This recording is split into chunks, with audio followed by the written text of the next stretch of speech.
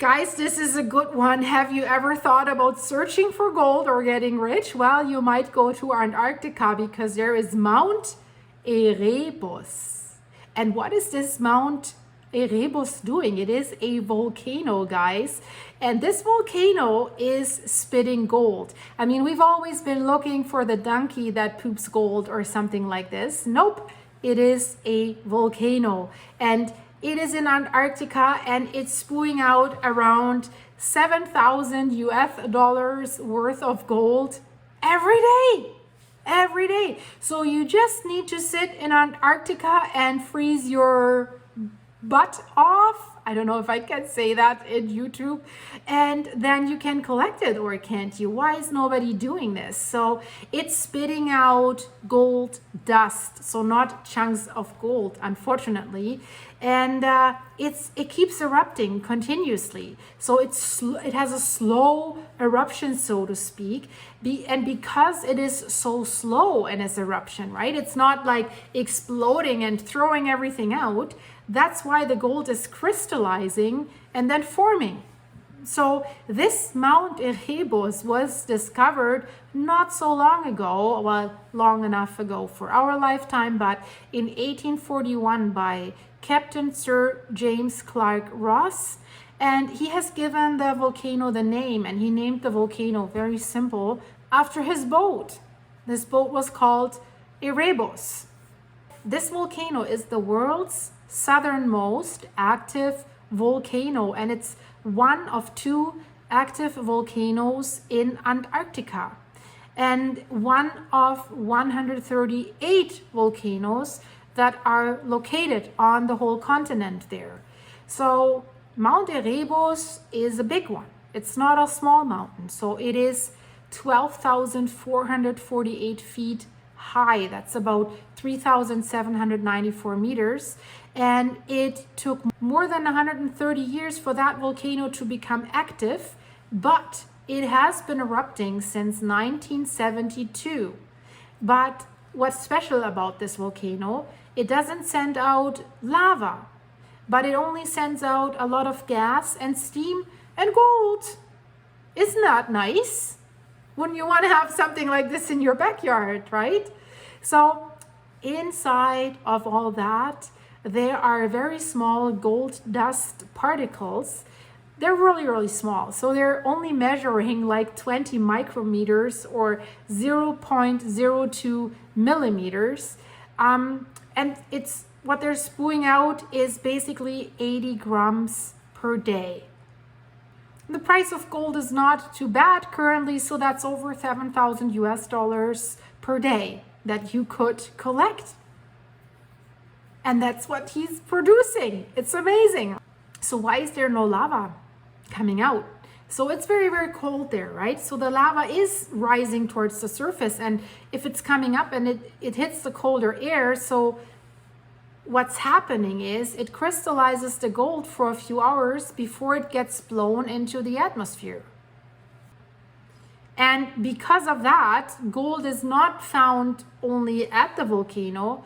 It is found as far as 600 miles away from the volcano itself. So in order to catch all the gold that volcano spits out every day, well, you would have to put in a lot of work, right? 600 miles, how do you find that? So unfortunately, I have to tell you guys, we're not getting rich with this volcano, unfortunately. But it's still interesting. Very, very interesting. There's one researcher at the observatory at Columbia University. His name is Connor Bacon, and he said, so one of the volcanoes, Mount Erebus' most interesting features is the persistent lava lake that occupies one of its summit craters there. So there is a constant bubbling lava lake there, and molten material is really present at the surface. And that is really, really rare that you have something like this, because it requires some very specific conditions to be met to ensure that this surface never freezes over. So can all volcanoes produce gold? Will we find gold in Iceland where we see all these eruptions all the time? Unfortunately not. So not all volcanoes are able to produce gold because they release gases normally much more violently, and therefore they don't allow enough time for the gold dust to crystallize. But Mount Erebus is different. It releases its gases slowly enough for this to happen. And that's kind of amazing. But guys, not only good things are happening at Mount Erebus. There is the Mount Erebus disaster. They call it the plane crash that changed New Zealand. This remains New Zealand's worst disaster. So on November 28th in 1979, there was an aircraft, a sightseeing aircraft that was carrying 257 people, and unfortunately this plane crashed head-on into the side of Mount Erebus in Antarctica. So they called it the tragedy of flight TE901, and this was a huge shock for New Zealand. I mean, this is a lot of people. How can you crash into a mountain? I mean, you've heard it was over 12,000 feet high, or it is over 12,000 feet high. It's a very, very large mountain. And everyone in the country, almost everyone in New Zealand was affected. I mean, I have viewers from New Zealand. Let me know if you know about that story. And this accident, this tragedy has led to years of investigations and also a bitter blame game, unfortunately, to who was responsible and whose fault it was. And the legacy of this Mount Erebus disaster still lives on more than 40 years after that. So what do we know? How did this plane crash? Air New Zealand had started operating Scenic flights over Antarctica only 2 years before that accident. So, and they had been a great success. So people took a cruise, like an 11-hour non-stop round trip from Auckland down the length of the country and then on to the great southern continent. The flights offered first-class luxury and a stunning view over this endless ice that is there and the edge of the world. I mean, who wouldn't want to see that, right? And you can't really say that these people were big risk takers because they were flying on a commercial aircraft, so to speak, right? This can happen to you anywhere. It's not that this was something experimental like the Titan, but on one day things were going wrong, very, very wrong. In 1979, around noon, the pilot, Captain Jim Collins, flew 2 large loops through the clouds to bring the plane down to about 2,000 feet. That's roughly 610 meters, so that his passengers would have a better view of Mount Erebus and that stunning lava lake that was there. So let's assume he was on the same flight path as previous flights, and he was over, there is a sound, it's called the vast sound of McMurdo sound. He wouldn't have foreseen any problems. The airplane was a DC-10. And on board of that airplane, people were busy taking pictures and filming that wonder of nature. They were filming in the cabin, they were filming out of the windows, and they actually did find many of these photos later on in the wreckage. And it was still possible to develop these photos, right? This was an era before we had like digital cameras and stuff like this. And some of these pictures, and that's so tragic, were taken just seconds before that crash. They were supposed to see just snow and ice in the distance if they were on the right flight path. But unfortunately, what the cockpit was looking at and what the pilot was looking at was the mountain at over 12,000 feet tall mountain, Mount Erebus, right ahead of them. So shortly before 1 p.m. on that tragic day, the plane's proximity alarms went off. So the planes, even in 79, they did have some kind of alarm. But then there was not enough time to pull up to get the plane on a different path. They were too close to Mount Erebus. So 6 seconds only after this alarm went off, the plane plowed straight into the side of Mount Erebus. So imagine, like, after hours of waiting and confusion, the assumption back in New Zealand was that the plane must have run out of fuel. Why would it run out of fuel? So they say, or they said at that time, or they knew whatever it was not longer in the air. It disappeared. Then they dispatched, of course, search and rescue operations, and soon those confirmed the worst case. The wreckage was spotted on Ross Island, that's on the lower slopes of Mount Erebus, and it was clear that there would have been no survivors. The only good thing that we know now, or that we can take away from this, is that airplanes have evolved since then. If it's not a Boeing, I would say, if you follow that story. Captain Andrew Ridling, he's the head of the New Zealand Airline Pilots Association. He said that same accident would not happen on a modern airliner.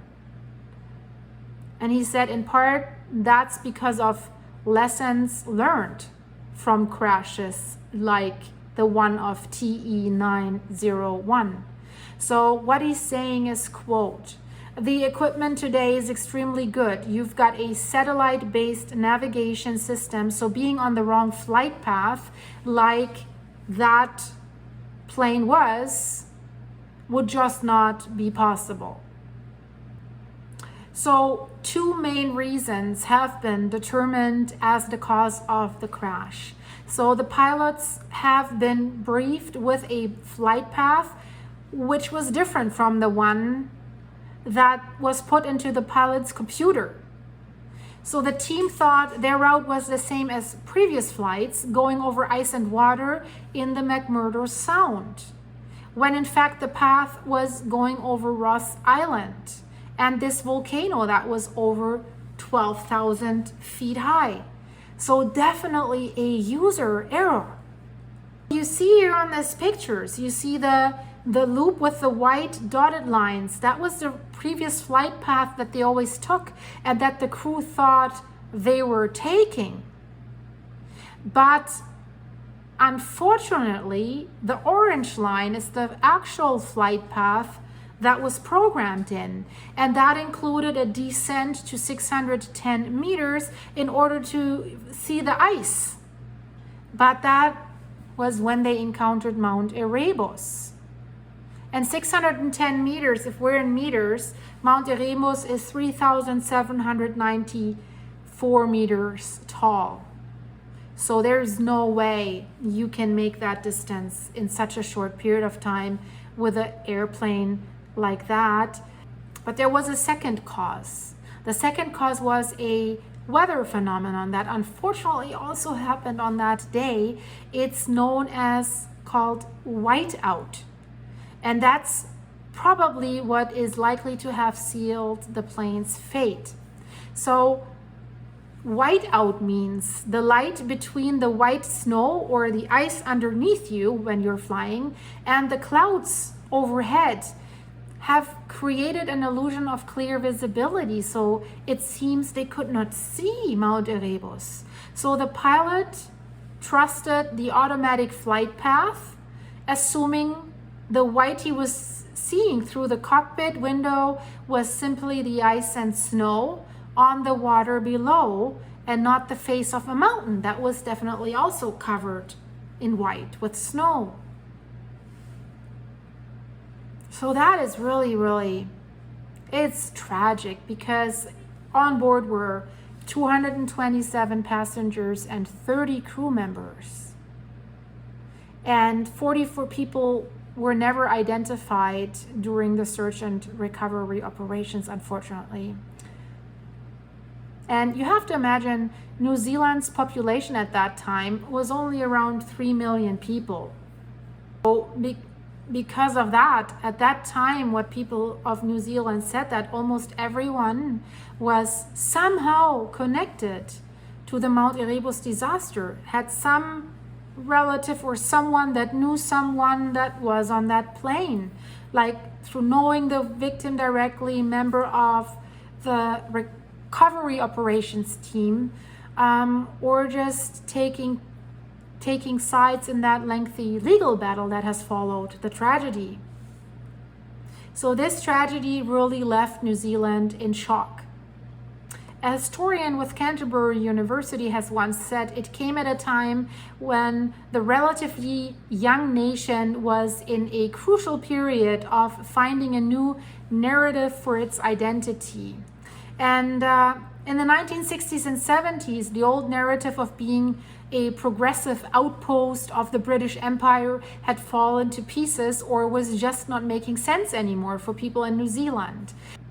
So the country was trying to find its feet. So technological advances were a big part of that new path, and infrastructure was key to the national story of settling, conquering, and gaining control over their land. So, and being able to reach out to Antarctica, about like 4,500 kilometers or 2,780 miles away, has fitted perfectly into that story. The legal battle that followed after this tragic incident, they came swiftly, and it was a second blow after the crash itself. So New Zealanders were really shocked by the failure to properly identify what had happened, and then by the bitter accusations that were following this. So the first investigation came to the conclusion that the pilots were at fault. They had flown well below the minimum safe altitude set by the airline's standard, and it seemed easy to say that sticking to that minimum would have prevented the crash. Yeah, but the investigation had also uncovered the mismatch in the flight path. And then the investigation nonetheless concluded that at a higher altitude, it would still have saved the plane from crashing. So they still blamed it back on the pilots. By putting the blame on the pilots, that has really been proven to be controversial though, and that's why they launched a second investigation into that crash. This time, a Royal Commission of Inquiry, that's basically New Zealand's highest level of public inquest. So the results couldn't have been more different, because this time the blame landed squarely at Air New Zealand. Basically, if it lands at the pilots, that's Air New Zealand as well, but they left out the pilots. So they say, yes, the plane had been well below the safe altitude, but the inquiry found that the Antarctic flights had routinely flown at such extremely low levels to provide a better view for their paying customers. So it was nothing new, and nobody was upset about that before. The airline didn't say, well, don't fly that low. And they even had a promotional brochure for the scenic route, and the brochure had boasted the scenery using photographs clearly taken from a way below level of that safe altitude.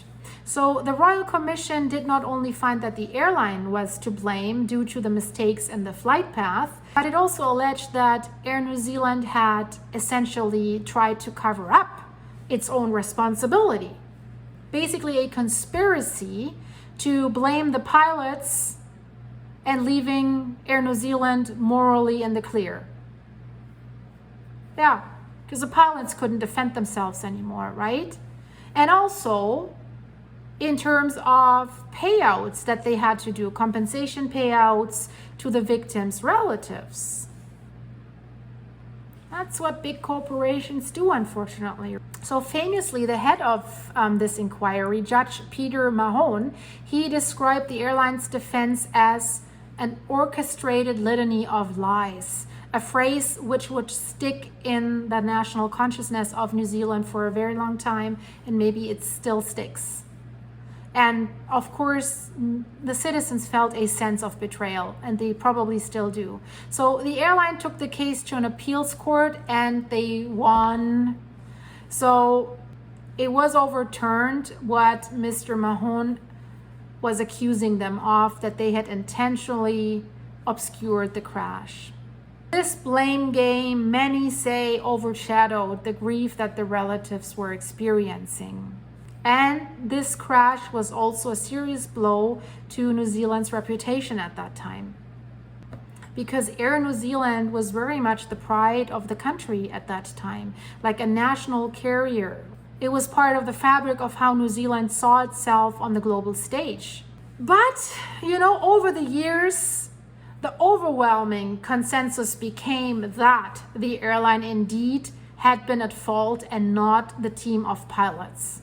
Air New Zealand never ran these Arctic flights again, but one private airline now does cover the sightseeing route from Australia, not New Zealand anymore. And as late as 2009, Air New Zealand issued their first apology, although only for its behavior in the aftermath and not for the actual accident itself.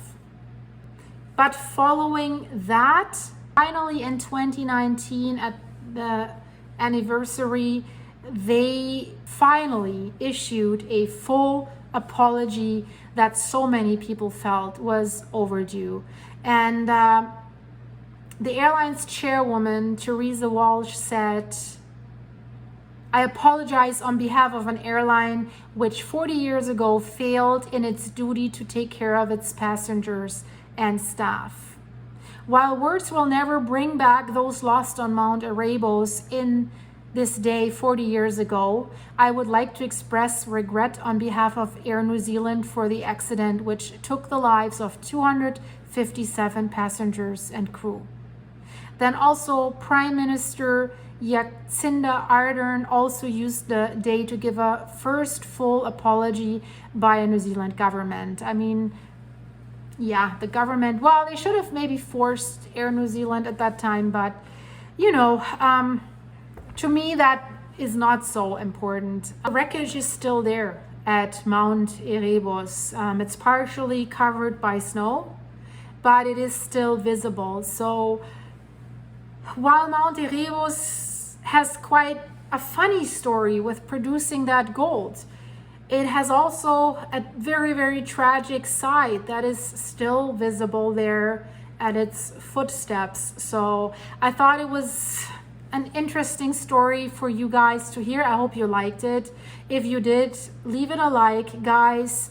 And what can we take from this, right? We always have to be careful and think, do we really need to go there? Do we really need to see this? Is this worth the risk taking? Of course, flying in such situations with the white everywhere, it's different from a commercial flight. But if you fly to New Zealand from the US, this is a route known with a lot of turbulences. I have flown it, and oh gosh, was I seasick on the plane. So yeah, it can happen everywhere, right? But by bringing these videos to you about the eruptions and natural disasters, maybe it raises awareness a little bit to think about how can I prepare myself wherever I live or where I'm going. I mean, crashing with an airplane, you cannot prepare much, right? So with the Titan, well, don't go in there if it's experimental, right? It had many, many red flags. So guys, thanks for watching. Check out the links in the description. You become a member of my channel for exclusive behind the scene videos, or go to my buymeacoffee.com website. Of course, you can support the channel there. I'm using the coffees. It's that time of the year again to buy hay for my animals. You really helped me to get them through the winter last year. So thanks for that. It's for free to sign up. I release some posts there, and I'll send you emails if there's a significant eruption. So thanks for staying on the pulse with me here, guys. I see you soon, hopefully. Bye-bye.